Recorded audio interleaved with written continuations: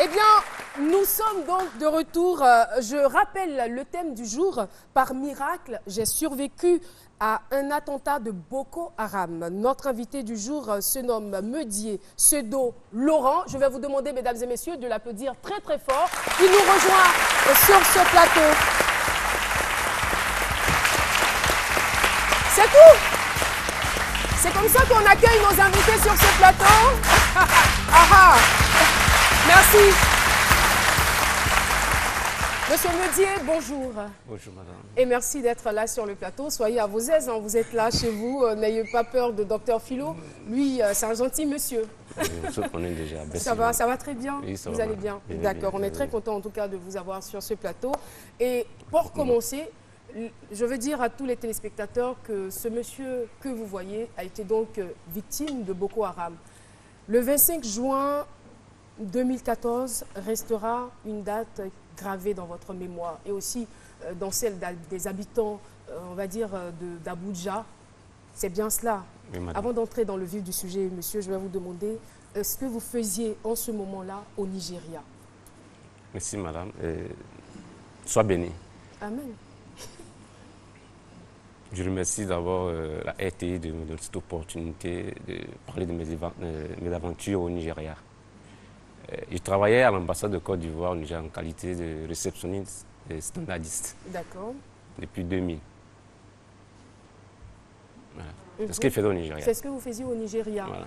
Et là, vous vous êtes retrouvé au mauvais moment, au mauvais endroit. Oui, comme l'avait dit, je me suis retrouvé au mauvais endroit parce que en dehors de mes activités à l'ambassade, j'avais mon propre restaurant que j'avais ouvert. Un restaurant. Un restaurant ivoirien du nom d'Article République. Donc, essayez de donner un peu de la voix pour que tout le monde puisse vous entendre. Ah, ok. Oui. Il disait qu'en dehors de mes activités à l'ambassade de Côte d'Ivoire, je menais des activités culturelles, promotion de la culture ivoirienne.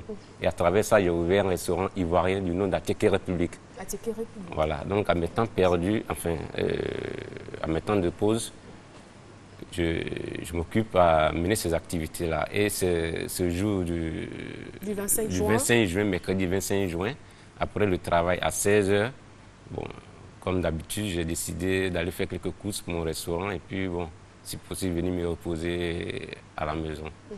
Et je n'ai plus un pied dans mon restaurant ni dans mon bureau jusqu'à aujourd'hui. Jusqu'à ce jour. Hein. Voilà. Alors, qu'est-ce qui s'est passé?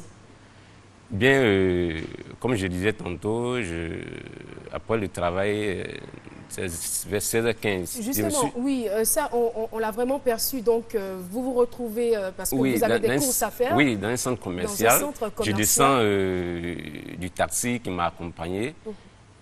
Bon, le centre commercial, à l'entrée, il y a une sortie distant de près de 30 mètres. Donc, je me suis retrouvé au milieu là, j'étais hésitant.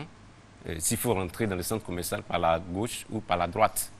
C'est ainsi, c'est vraiment Dieu qui a fait. Et j'ai aperçu un vendeur de fruits, des goyaves, à ma droite. Donc ça m'a intéressé. Ah tiens, je vais m'acheter des fruits pour manger le soir. Et quand j'ai pivoté pour aller vers le commerçant de fruits, il y a un son, un bruit sonore, assourdissant. Voilà, accompagné du gaz, la poussière, des éclats, la flamme. Je me suis senti projeté à près de 3 mètres de ma position initiale. Et quand je suis revenu à moi, je me lève, je suis dans une mare de sang et tout autour de moi, plus personne. Tout était de la viande hachée. Quand vous dites tout était de la viande hachée, oui, ce sont des pas de personnes, corps, pas de corps, tout a disparu. Oh là. Parce que ma position n'était pas moins de, près de 10 mètres, j'étais à moins de 7 ou 8 mètres de la voiture piégée. Parce que quand je me suis levé, j'ai commencé à courir. En regardant derrière moi, j'ai vu une voiture. Attends, vous étiez blessé? Oui, j'étais blessé. Dieu merci, parce que Dieu avait la main sur moi ce jour. Parce que à tous les niveaux, j'ai été sauvé. D'abord, le fait de pivoter. Je n'ai pas pris la bombe dans le visage. Si j'avais pris dans le visage, c'était pire. Donc, l'instant même, la seconde où j'ai pivoté, j'ai vu les éclats et ça m'a projeté. On a donc quelques images de cet attentat à la voiture piégée à l'écran. Alors, depuis ma nuque jusqu'aux chevilles, c'était arrosé, criblé des éclats de bombes. Mais heureusement, je n'ai pas eu de fracture. À part, bon, ma main gauche, où j'ai perdu les 2 doigts, ils ont dû... Est-ce qu'on peut faire, avec la permission bien sûr de la réalisatrice, un gros plan sur la main de notre invité, voilà. Donc cette main qui ne fonctionne plus, parce que je n'arrive pas à la manipuler, apparemment je me retrouve avec une main qui fonctionne. Et dans le dos, partout, jusqu'aux chevilles, à ma hanche, c'était des éclats dans mes cuisses partout. Je me suis levé, comme je disais tantôt, Dieu avait la main toujours sur moi. Mais comment vous êtes sorti de ce secteur-là? Oui, je suis revenu à moi. Et comme d'habitude, c'est... Y avait-il des gens autour qui sont venus à votre secours ou c'était quoi? Non, comme je disais, c'était un marche. En fait, à l'entrée il y a du monde. Chacun est venu pour... D'autres sont de passage, d'autres sont venus pour leur course. Bon, quand il y a la bombe comme ça, chacun se cherche. Parce qu'auparavant, il y a eu de la bombe comme ça, et puis 10 minutes après, et l'autre effet encore.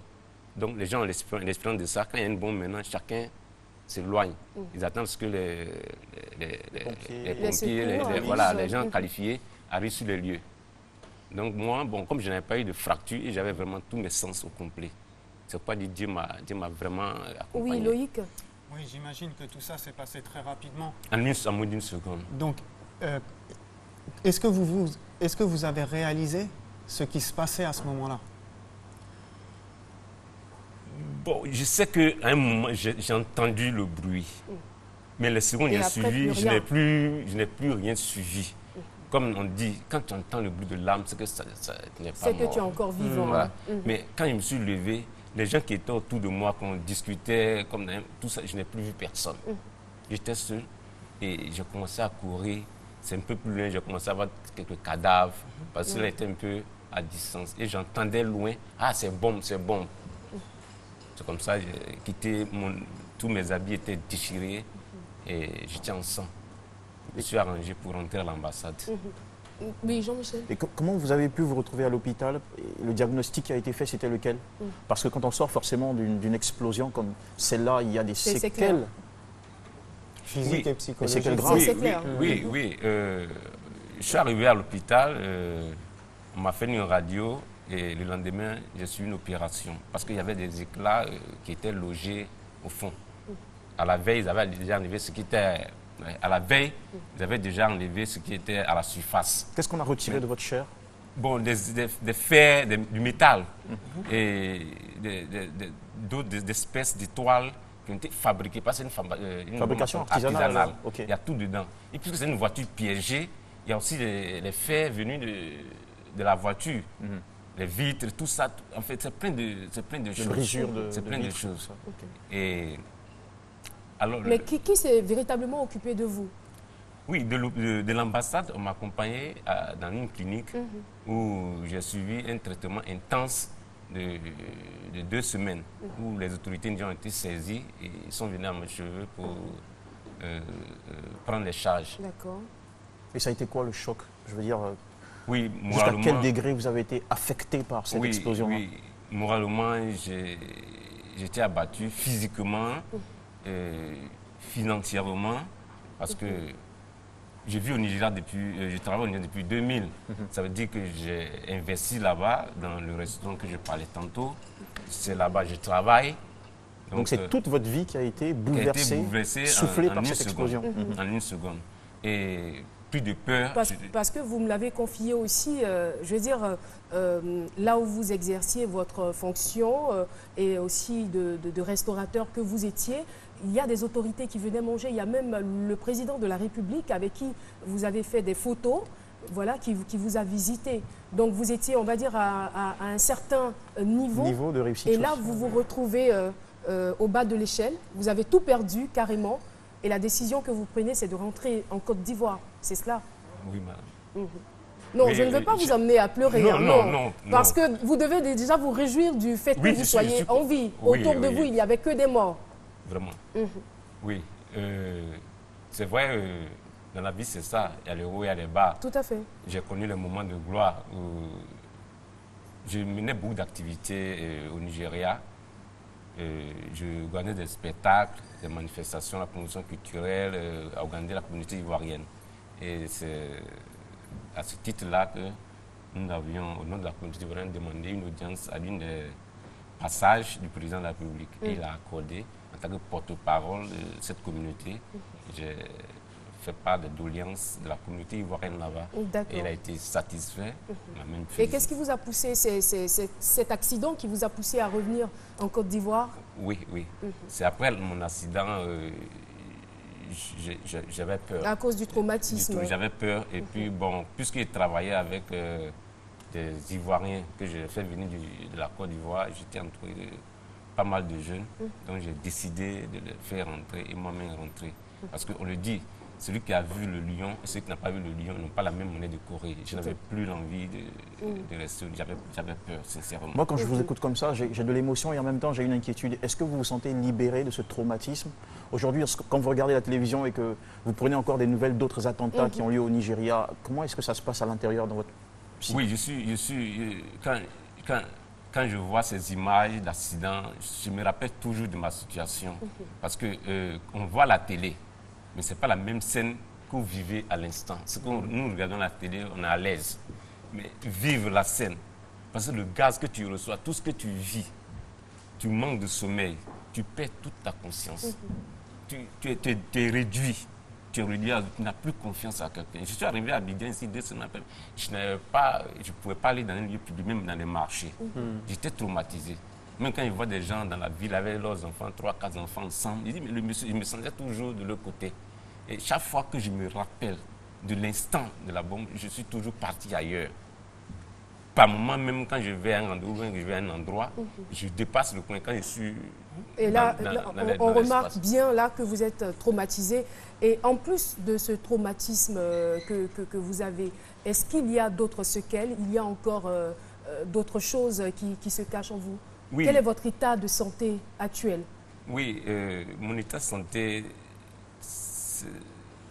de jour en jour, s'aggrave parce que le traitement, je l'ai fait ici quand je suis arrivé avec mes propres moyens, comme je pouvais. J'ai été dans les hôpitaux, dans les cliniques, voire même des guérisseurs, des pasteurs, tout ça. Parce qu'il a été dit, il y a au moins près de dizaines d'éclats encore. Il y a encore des éclats dans votre corps qu'on corps. ne peut pas enlever. Donc ça fait que je ne peux pas supporter certains, des actions physiques. Des exercices physiques. Je ne peux pas soulever quelque chose. Au niveau de ma hanche, il y a des mouvements que je ne peux pas faire. Je vis avec des douleurs, je me réveille avec des douleurs. Et même au niveau sexuel, il y a un problème. Et je suis en train toujours de remédier à ça. Mais est-ce que vous avez, une fois ici en Côte d'Ivoire, vous avez entrepris des démarches pour bénéficier de l'aide de l'État? Oui, quand je suis arrivé, j'ai informé mon ministère de tutelle, c'est-à-dire mon ancien ministère, le ministère des Affaires étrangères. Et j'ai écrit. J'ai été plusieurs fois, je n'ai pas encore eu de réponse et c'est en attente. Pas encore. D'accord. Je n'ai Pas encore. Alors, c'est sûr que ça va venir. Si vous êtes passé sur le plateau de ce midi, c'est sûr qu'ils vont vous appeler et puis les choses seront très accélérées. Vraiment, nous sommes de tout cœur avec vous. Nous savons que ce que vous avez vécu est invivable. Mais comme je le disais, le plus important, c'est que vous soyez en vie. Vous avez eu beaucoup de chance. Et pour parler comme les chrétiens, ça a été vraiment la grâce de Dieu. C'est un miracle qui ne relève pas de votre propre chef. Non. Voilà, donc réjouissez-vous, profitez de chaque minute que vous vivez et puis nous, on vous accompagnera. Pourquoi pas. Merci encore, Monsieur Médé, d'être venu sur ce plateau dédié.